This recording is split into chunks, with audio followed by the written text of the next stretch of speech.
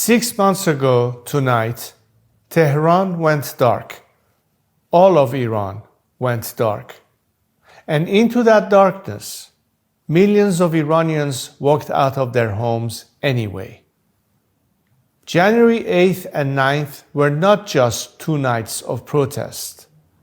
They were the night Iran's silence broke.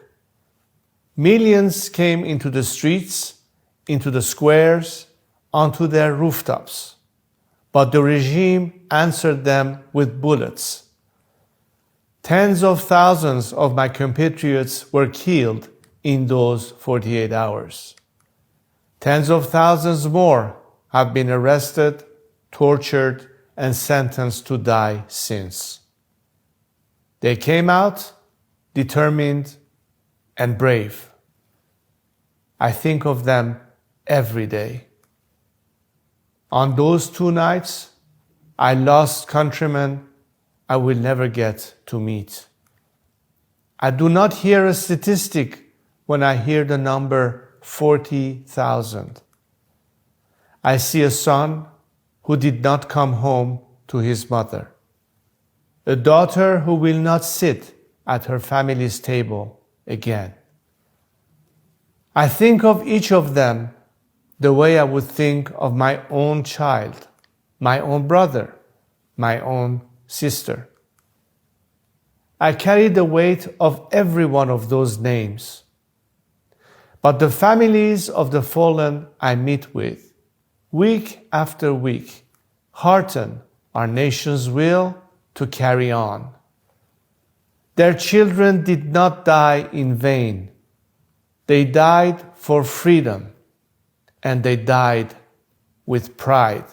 History will remember what these men and women did. I will make sure of it.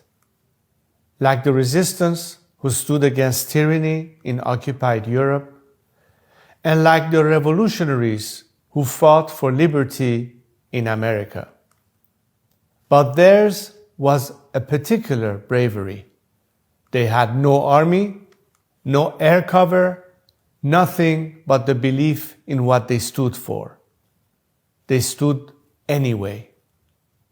A united nation choosing to face the guns together rather than to live one more day in fear.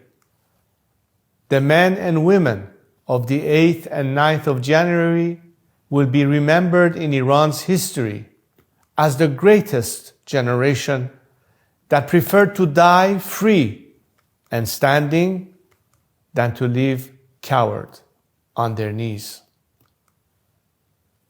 To the international community, I ask this: do not let a negotiating table in Geneva or Islamabad erase what happened in the streets of Tehran, Mashhad, and Kermanshah. They died for freedom. And when they are free, the Strait of Hormuz will open, the nuclear threat will end, and we will have true peace. I have told my compatriots, what you did on January 8th and 9th cannot be undone. Together, we will reclaim our country's rightful place in the world, our national dignity, and honor the lives of our heroes.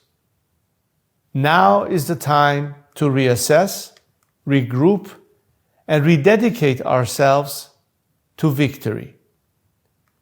We honor the fallen by finishing what they started. A free Iran is no longer a matter of hope, it is a matter of fact. And know that my brave compatriots are not just fighting for their own liberation, but for the peace and stability of the world.